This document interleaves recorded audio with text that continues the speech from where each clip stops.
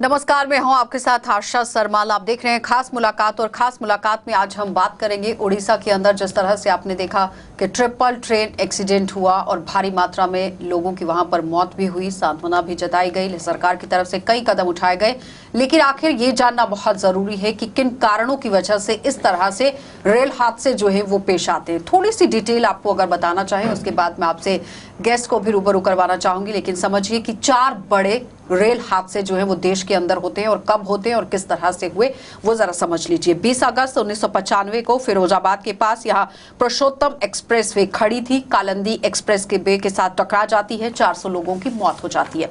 6 जून 1981 बिहार में पुल पर आप देखिए किस तरह से ये ट्रेन बड़ा हादसा देखने को मिला। पुल पार करते समय पैसेंजर ट्रेन बागमती नदी में गिर जाती है, 300 से ज्यादा लोगों की वहां पर मौत हो जाती है।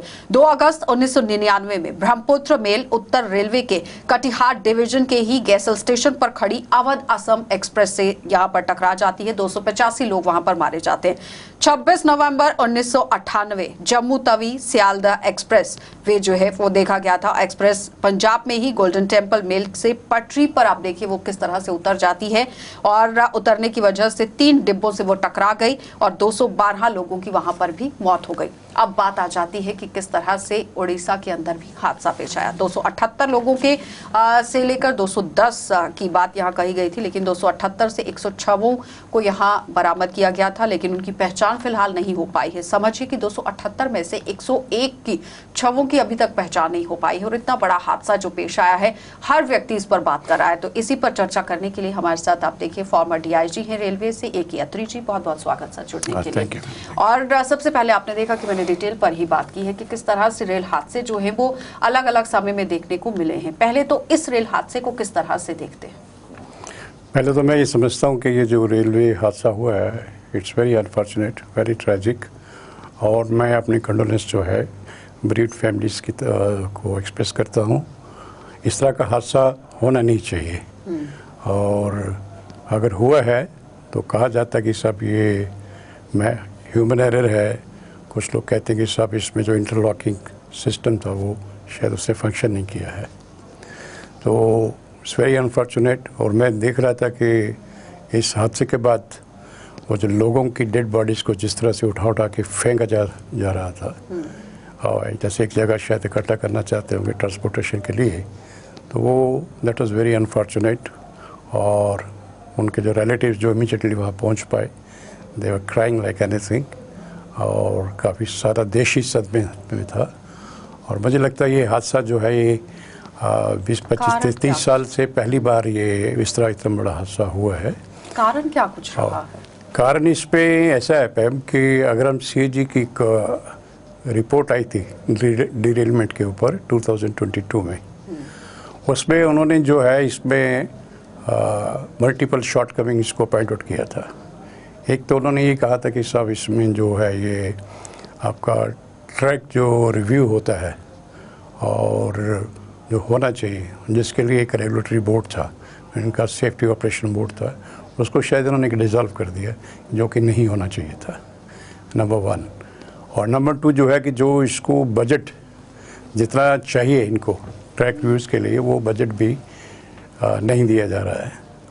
और तीसरा कारण इसमें ये देखा गया है कि जो पहले डिरेलमेंट जिसका आपने जिक्र किया है, उन डिरेलमेंट के ऊपर जब भी इंक्वायरीज हुई हैं, या तो वो इंक्वायरी रिपोर्ट्स को जो है वो सबमिट ही नहीं किया गया जिनको ये इंक्वायरी करने के लिए कहा गया। अगर ये कुछ रिपोर्ट्स ये सबमिट हुई है मगर उनके ऊपर कोई कार्रवाई एक्शन नहीं हुआ।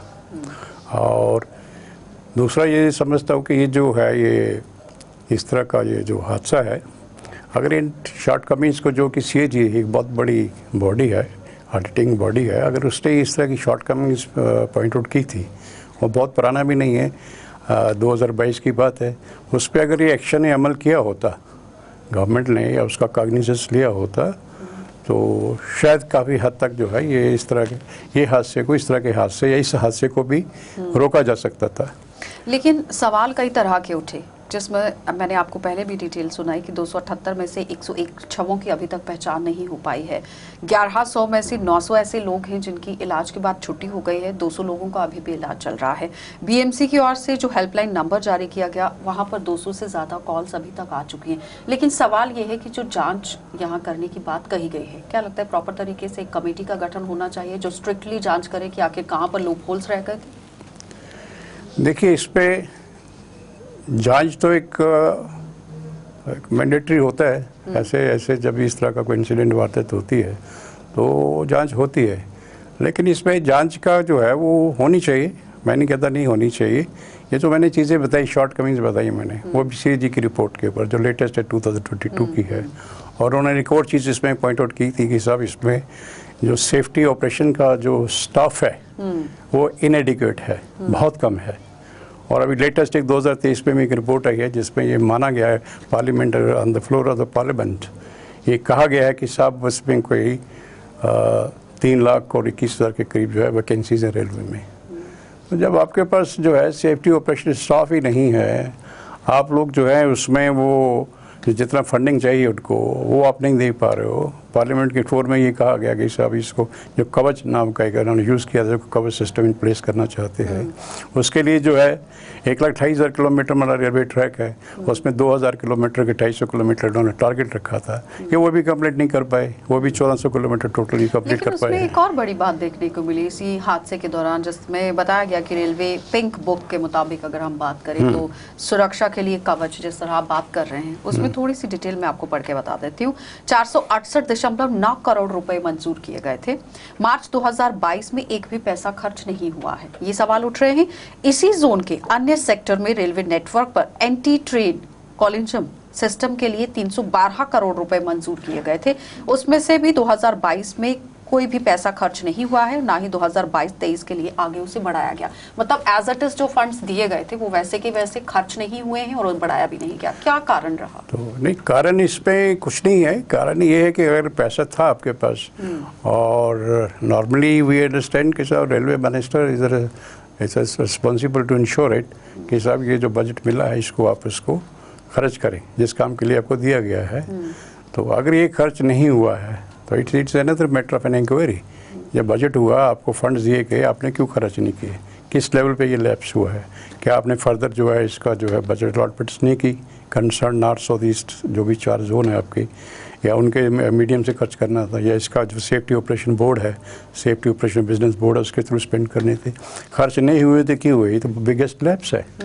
क्या लगता है कि रखरखाव के लिए जितना पैसा ये रखा गया था ये इनफ नहीं था, इससे ज्यादा बढ़ाया जाना चाहिए? फंड्स तो इनएडिक्वेट थे, इनएडिक्वेट फंड्स से, लेकिन जब आप वो भी आप खर्च नहीं कर पाए, दैट शोज के टोटली जो है आपकी गवर्नेंस जो है वो ठीक नहीं है। अगर आपकी गवर्नेंस ठीक होती है, आपके पास पैसा है और जिस काम के लिए दिया गया आप उसको खर्च नहीं कर पाए। मतलब कुल मिलाकर हम ये कह सकते हैं कि रेलवे सिस्टम को सुधारने की जरूरत है। रेलवे सिस्टम को बहुत ही ज़्यादा सुधारने की ज़रूरत है। पहले तो ये चीज़ समझनी चाहिए कि ये जो इनका सेफ्टी ऑपरेशन बोर्ड है उसको क्यों ख़त्म किया गया।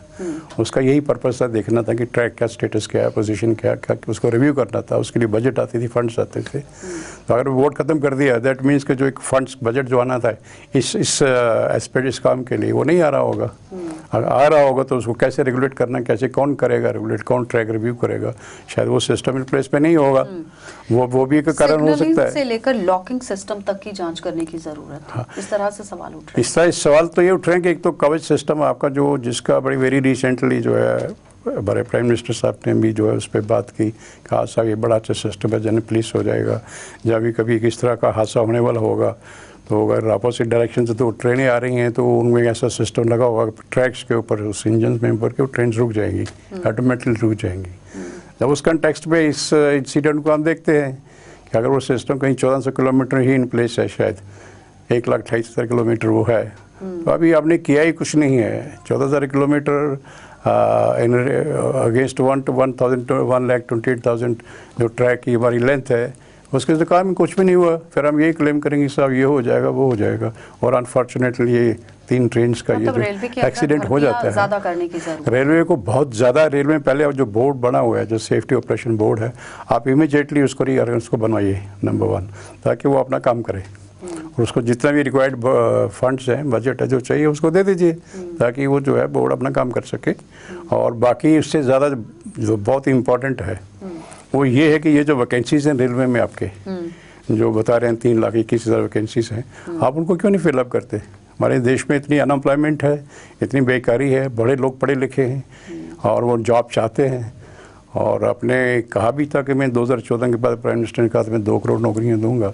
चलो 2 करोड़ नहीं, जो है हमारे पास, अगर रेलवे में आइडेंटिफाइड 1 लाख या 3,21,000 हैं तो आप निकालें एडवर्टाइजमेंट, इमीडिएटली फिलअप करें।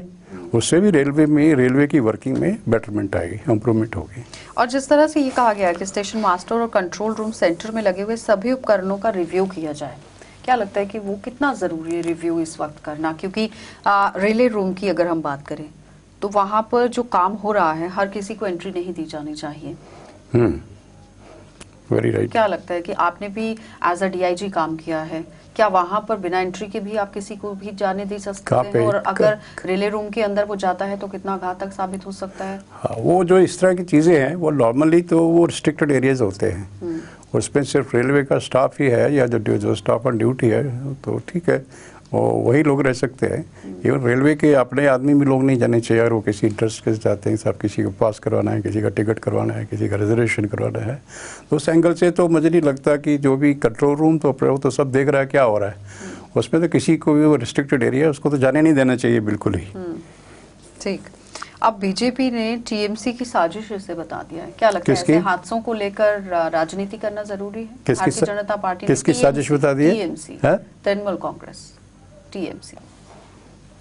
इसमें साजिश कहाँ हो गई? इसमें जब अगर सीएजी की हम रिपोर्ट देखते हैं कि उन्होंने आपको जो 4-5 शॉर्ट कमिंग्स पिन पॉइंट की है, आपने उसका कॉग्निजेंस लिया, साजिश कहाँ हो गई? उसके बाद अगर ये जो 3 ट्रेनें आ रही हैं और ये जो बंगा रेलवे स्टेशन है और बेलासुर के पास, तो उसमें जो है कि एक ट्रेन का नहीं पता लगा, 2 का नहीं लगा, मालगाड़ी का पता नहीं लगा इनको क्या आ रही है और जो स्टेशन मास्टर को, और तीनों जाके कोलिजन हो जाता है। तो ये तो बड़ी सीरियस नेग्लिजेंसी है। या ऐसा भी हो सकता है अगर वो कर दिया है, सिग्नल सिस्टम को ऑटोमेटिक कर दिया है कि साहब यही ट्रेन गुजरेगी तो सिस्टम जो ऑटोमेटिकली वो ग्रीन लाइट शो कर देगा या रेड कर देगा। तो अगर सिस्टम ने जो है इंटरलॉकिंग हो गई है, ठीक तरीके से काम नहीं किया और सिग्नल ग्रीन दे दिया, और अकॉर्डिंग टू मिस्टर अपनी अजय विजय वर्मा करके कहें बोर्ड की डायरेक्टर है शायद, वो भी कह रही थी कि साहब जो एक ट्रेन का ड्राइवर था जो होश में था वो कह रहा था कि साहब ये तो हमने तो ग्रीन सिग्नल देखा। वही मैं अपने दर्शकों को अब बताना ज़रूर चाहूँगी क्योंकि कुछ डिटेल्स मैं अपने पास यहाँ पर लेकर आई हूँ, क्योंकि इसमें लिखा गया था और ये समझना और पढ़ना बहुत ज़रूरी है। और अगर इन सभी पॉइंट्स पर अमल किया गया होता तो शायद ये बड़ा हादसा नहीं हो सकता था। और 4 बड़े हादसे आपको मैं बता चुकी हूँ कि किस तरह से हुए हैं। अगर उनसे भी यहाँ पर संज्ञान नहीं लिया गया तो फिर कहीं ना कहीं सवाल ज़रूर उठते हैं। तो समझिए, इलेक्ट्रॉनिक इंटरलॉकिंग सिस्टम से ट्रेन के लिए पटरी जो है वो बदली जाती है। एक दूसरा है सिस्टम सॉफ्टवेयर, एल्गोरिदम के जरिए यहाँ पर आप देखिए इसे चलता है। ये ट्रैक सर्किट की निगरानी करता है, ट्रैक तय होता है, टक्कर को रोका जा सकता है और कंट्रोल रूम मैनेज इसे पूरी तरह से करता है। यानी कि कंट्रोल रूम से ही ये सारा काम जो है वो होता है। कंट्रोल रूम के अंदर प्रॉपर तरीके से अगर टीम होती, जिस तरह से अत्री जी ने भी कहा कि टीम नहीं है, लोगों की भर्ती करना जरूरी है, जब टीम होती है तो हादसों को रोका जा सकता है। उसके बाद ट्रैक सर्किट और यहाँ पर सेंसर की मदद से इंटरलॉकिंग सिस्टम नेटवर्क में ट्रेन की स्पीड और पोजीशन का पता लगाया जा सकता है। और इंटरलॉकिंग के साथ साथ यहाँ पर आप देखिए इंटरलॉकिंग सिस्टम ऑपरेटर्स को स्विच कर और सिग्नल के जरिए ट्रेन का रूट सेट करने और कंट्रोल करने में परमिशन देता है। उसके बाद रेलवे सिग्नल को भी कंट्रोल करता है, रेड या ग्रीन लाइट जो आप अभी कह रहे थे। पायलट को आगे जाने की जानकारी देता है कि अगर ग्रीन सिग्नल है तो आपको जाना है, रेड लाइट है तो आपको रुक जाना है। और अगर इस तरह से सिग्नल होता तो शायद वो पायलट पहले से ही ब्रेक लगाता और धीरे धीरे ट्रेन जो है वो रुक सकती थी और इस बड़े हादसे को टाला जा सकता था। ऐसे हादसों से बचने के लिए क्या कुछ कदम उठाने की जरूरत है, क्योंकि सिर्फ लिखने से कुछ नहीं होता है, इस पर अमल करना जरूरी है। हाँ, वही मैं आपकी बात को एंडोर्स करता हूँ और मैं यही कहता हूँ कि इसमें जितनी भी इंक्वायरी रिपोर्ट्स लेटेस्ट जो अभी 2000 सीएजी की रिपोर्ट है उस पर काम करें गवर्नमेंट। और नंबर 2, जितनी भी इसमें वैकेंसीज खाली हैं उनको इमीडिएटली फिलअप करें। और नंबर 3, जितनी भी फंडिंग का जो एक इशू आ रहा है, बहुत बड़ा इशू आ रहा है, ये जो बजट अलॉटमेंट थी ये भी खर्च नहीं कर पाए। अभी ये बहुत कम था, जितना रेलवे बजट होना चाहिए उतना बजट नहीं था। तो उसमें यह है कि सफिशेंट जो है इस पर एडिक्वेट फंडिंग होनी चाहिए। इस CAG ने भी ये पॉइंट आउट किया कि साहब इनएडिक्वेट फंडिंग है आपकी, इनएडिक्वेट आपके पास सेफ्टी ऑपरेशन में मैन पावर है आपके पास जो है, ट्रैक रिव्यू के लिए आपको जो जितना करना चाहिए वो नहीं हो रहा है ये। तो ये सब चीज़ें हैं। उसके बाद ये जो मैंने बताया आपको वैकेंसीज़ का इशू, और तीसरा जो उन्होंने पार्लियामेंट में कहा था कि साहब ये जो है ये सब जो सिस्टम है ये इन प्लेस होगा, लेकिन ऐसा हो नहीं, जो भी कहा गया वो हो नहीं रहा। अगर नहीं हो रहा है तो मुझे लगता है कि हर एक लेवल के ऊपर, चाहे वो मिनिस्ट्री लेवल है, चाहे वो नीचे लेवल ब्यूरोक्रेटिक लेवल पे है, उनकी अकाउंटेबिलिटी, उनकी रिस्पॉन्सिबिलिटी जो है वो फिक्स करनी चाहिए और उनको अकाउंटेबल रखना चाहिए। किस तरह से? और जब तक एक अच्छा मैसेज, जब एक डिटरेंट मैसेज नहीं जाएगा, जब तक एक जो है जो जिस लेवल पे भी ये एरर हुआ है, और जब तक इस तरह का कोई स्ट्रांग मैसेज नहीं जाएगा गवर्नमेंट की तरफ से, तो मुझे नहीं लगता कि इस तरह के हाथ से आगे रुकने वाले। सरकार को किस तरह से कदम उठाने की? सरकार को सबसे पहले ये होना चाहिए कि आपको याद होगा कि पहले एक बार जब लाल बहादुर शास्त्री रेलवे मिनिस्टर थे, उनका एक बहुत बड़ा रेलवे इंसिडेंट हुआ था, हादसा हुआ था, तो उन्होंने रिज़ाइन कर दिया था मॉरल ग्राउंड्स पर। उसने कहा आई एम रेलवे मिनिस्टर, ये मेरी जिम्मेवारी है, शायद मैं कहीं कोताही कर बैठूँ, अपनी सुपरविजन मेरी अच्छी नहीं है, इस वजह से एक्सीडेंट हुआ। अभी उनका कोई इन्वॉल्वमेंट नहीं था, फॉल्ट नहीं था, किसी लेवल पे हुआ। लेकिन अब यहाँ इतने अब 3-4 अब गिनवा रही हो, और लेटेस्ट जो अब इसमें रिपोर्ट है कि 278 आदमी जो है वो मारे गए हैं, 1175 लोग जख्मी हो गए हैं, और उसके बावजूद भी अगर ये जो है प्राइम मिनिस्टर साहब को, पहले तो रेलवे मंत्री साहब को कहना चाहिए साहब आप जाइए कि घर बैठे किसी और आदमी को लाएंगे हम। तो इसके उसके बाद जो नीचे लेवल पे जो भी जोन इंचार्जेस हैं और जो स्टेशन मास्टर नीचे टॉप लेवल पे शुरू होगा, ये सब है, मुझे नहीं लगता किसी बड़े छोटे लेवल से हुआ है ये। तो जिस लेवल पे ही है उनको अकाउंटेबल बनाइए, उनके खिलाफ सख्त एक्शन लीजिए, कार्रवाई लीजिए, जो कि एक मैसेज दे दे। हाँ, कंपनसेशन से क्या होगा? कंपेंसेशन तो ये जो है ये तो एक सिर्फ होता है कि लोगों को शांत करने का एक तरीका है कि जिसके घर से कोई आदमी चला गया, किसी को कहा साहब ये एक एडमिनिस्ट्रेटिव एक मेयर है, चलो साहब किसी को कंपेंसेशन दे दो, किसी को जॉब दे दो, तो ऐसा कर लो। तो आप उसमें कह रहे, इवैक्यूएशन में भी कह रहे थे जी, I don't know how far it's correct, कि साहब जहाँ उस लोकेशन पे पहुँचने के लिए और किसी को बाई एयर जहाँ पहुँचना है, किसी दूसरी फार फ्रॉम स्टेट, किसी दूसरी स्टेट से है, तो पता नहीं 50,000 से ऊपर तो नई टिकट कर दी है। और दूसरा ये है कि जो कह रही थी हमने इवैक्यूएशन के लिए पता नहीं कितनी एम्बुलेंसेज लगा दी, ममता बनर्जी कह रही हैं कि 100-200 तो हमने लगा दी, 95 वो आपका अनुराग है मिस्टर ठाकुर, वो कह रहे 95 का आपने ग्रुप बना के लगा दिया। तो हादसे के बाद जो है वो जो रेस्क्यू ऑपरेशन ठीक है, इंपॉर्टेंट है कि जो लोग जख्मी बच सकते हैं उनको बचाना चाहिए और इमीडिएट उनका इवैक्यूएशन होना चाहिए और हॉस्पिटल्स में उनकी शिफ्टिंग होनी चाहिए, that part is good. But पहली बार यही जिम्मेदारी आ जाती है कि साहब ऐसी चीज़ों को रोका जाए। डिडक्शन प्रिवेंशन जो है that's more important to save the property, life of the people and the property of the government. इस तरह से अब स्टेप्स जो है वो लेने की ज़रूरत है। गवर्नमेंट को अब ये चाहिए कि एक तो रिपोर्ट्स जो है CAG की सीरियसली ले लें, और मुझे लगता है कि अगर वो 5-4 इशू जो उन्होंने पिन पॉइंट किए हुए हैं, हो सकता है ज़्यादा भी हो, लेकिन जो मेन 4-5 पॉइंट्स मैंने आपको बताए हैं, और उसके अलावा अगर कोई जितनी भी रिपोर्ट्स आई हैं उसके ऊपर एक कमेटी बैठा के उसको स्टडी किया जाए, और जो भी रेमेडियल मेजर्स लेने हैं ताकि इस तरह का कोई रेलवे हादसा ना हो, इमीडिएटली 24/7 के हिसाब से उस पर काम किया जाए और इमीडिएटली इस पर किया जाए, और जितनी भी वैकेंसीज है इनको इमीडिएटली फिलअप किया जाए। लेकिन जब बजट लाया गया था उस वक्त एक बड़ा दावा सामने रखा गया था कि रेल के लिए बहुत अच्छे से बजट जो है वो लाया गया है। क्या लगता है कि वो बजट नाकाफी था, रखरखाव ट्रेन का सही तरीके से नहीं हुआ है, कहीं ना कहीं वो भी समस्या सामने आ सकती है? मैं कहता हूँ इनएडिक्वेट है, इनएडिक्वेट इन द सेंस ये मैं नहीं कह रहा, ये CAG की रिपोर्ट कह रही है कि आप जो ट्रैक की फंडिंग के लिए करते हैं, जो आप बाकी चीज़ों के लिए फंडिंग करते हैं, वो इनएडिक्वेट है, वो बहुत इनसफिशिएंट है। और जब आप ट्रैक की मॉनिटरिंग नहीं करोगे, सेफ्टी ऑपरेशंस को आप देखोगे नहीं, तो इस तरह के हादसे आप कैसे रोक सकते हो?